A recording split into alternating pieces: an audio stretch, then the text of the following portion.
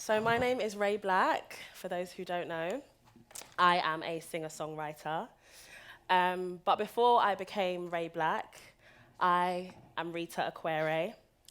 I was born in Lagos, Nigeria, and then I came to London when my mum brought us to live in Southeast London. I was raised by my single mum in a working class home. So some of my memories of my childhood include being forced to sit through 5 hours of church. Yeah. Watching people manifest, watching prophecies, multiple offering collections, and not really having a choice. My childhood also included being told that there is rice at home. Yeah. I was not allowed to eat McDonald's. I had to watch everybody enjoy, lick their fingers. I had to eat the okra soup at home.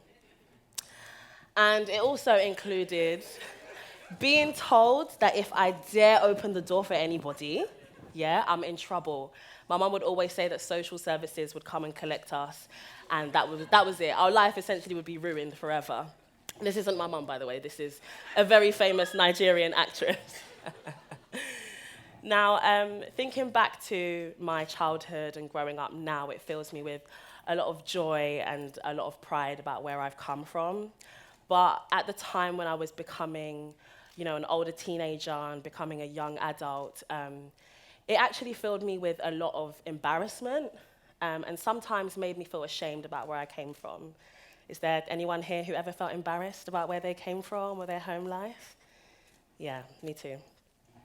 For me, the reason why I felt embarrassed at times was because I felt like the person who I wanted to become and where I saw myself going as somebody with big dreams didn't match the home that I came from. So I felt like in order to progress, I had to change who I really was and hide my identity.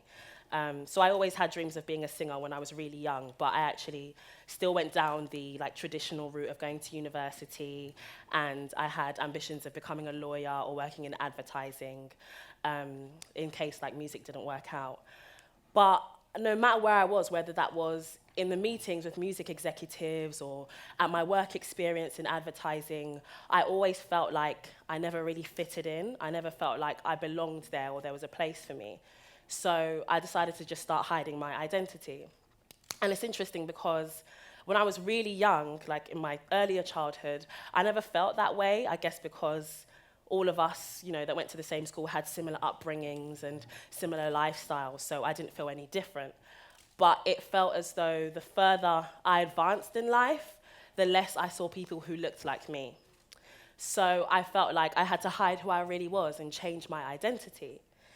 I particularly remember when I was doing my work experience at Ogilvy and realizing that everybody there went to Oxbridge universities, and their parents went to Oxbridge universities, and their parents' parents went to Oxbridge universities, and they spoke like this, and went to, really posh private schools, and were from middle-class homes, and had a mum and a dad.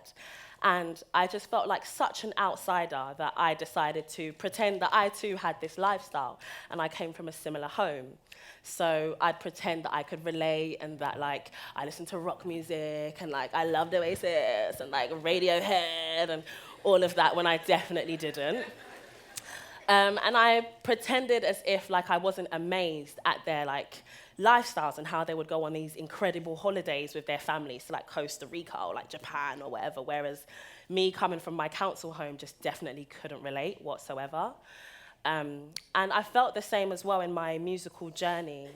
I remember when I wanted to break into the industry, I felt like maybe there wasn't a space for me and felt like maybe I didn't belong there because I never saw anybody who looked like me doing what I do, being a dark-skinned girl from the ends who wanted to make R&B. A lot of the girls that I saw coming through were either white or light-skinned and either knew somebody in the industry, were connected, or had somewhat of a better start in life than me. And so I felt like I'd have to dilute myself to fit in. And interestingly, actually, when I actually did break into the industry, I felt that feeling of not belonging even more so. So in 2017, I won the BBC Sound Off Award. And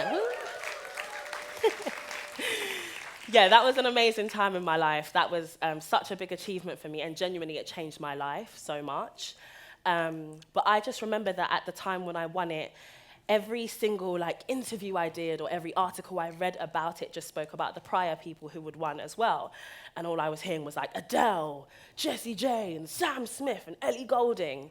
And these huge, like incredibly successful artists and talented people, but also very white pop stars. And I felt like, what has a girl who like writes songs about Morley's chicken shop in the ends and like dating guys who are shot in on ends got to do with these people? Like, we have nothing in common. So yet again, I felt like I just couldn't relate. So I thought that if I wanted to progress and be like my predecessors, I too had to make pop music if I was going to fit in and be successful. So I made a song. Have I got any like Ray Black, like proper Ray Black fans in here? The real ones, not the fake ones, the real ones. Okay, cool. So the real ones will know a song I've got called Doing Me. And that song, can I just say, can we just speak about it for a second? I hate that song with passion, like with my whole heart, I hate that song. And I know like artists aren't really supposed to say that because everything you do is meant to be like lit and like amazing and stuff. But that was a song that I didn't connect with.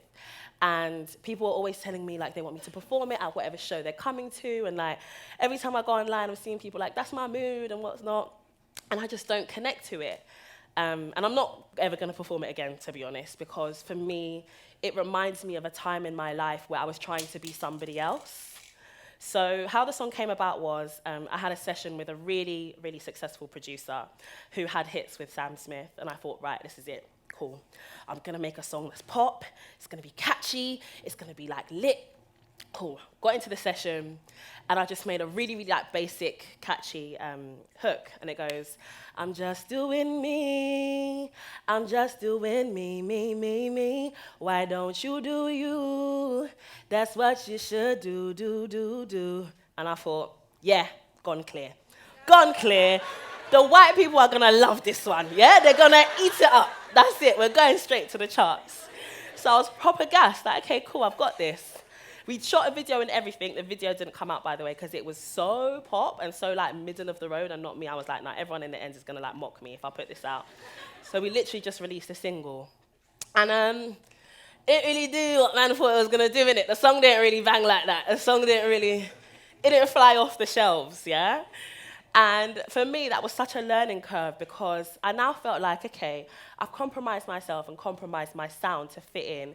It hasn't done what I thought it was going to do. And now I have to sing this nursery rhyme for God knows how long, something I'm not comfortable with.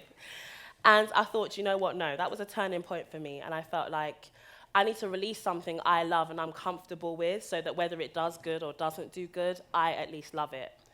But that was a process, me learning to love myself and love my art and how it's developed and the fact that I write about where I come from and who I really am. But it was difficult to do that and come to that place because I didn't see people who were doing that. And I feel like a lot of people really underestimate the power in representation. Many of those, obviously, who are represented. But I feel like if you don't see yourself represented or celebrated in certain spaces, it makes you feel like you don't belong there. It makes you feel like you don't deserve to be celebrated and that who you are and where you come from just isn't good enough. And I felt like that for so long, even though I had these big dreams and ambitions. And I actually remember a time when I saw myself represented and how much that meant to me. So it was about 2011, and I was watching MTV, and I saw Azalea Banks. So let's forget she's mad for a second. I know everyone's thinking, okay. Let's forget the madness, right? But she's a very, very talented artist. And I just remember being like hypnotized at this woman on television. She was a young, dark-skinned girl who was just being herself, being free, rapping, and it was just so authentic. And I was watching her thinking, do you know what? If she can do it, then so can I. And I was just hypnotized by seeing somebody who looked like me on TV, and I thought, you know what? If there's nothing stopping her, then I can do it too.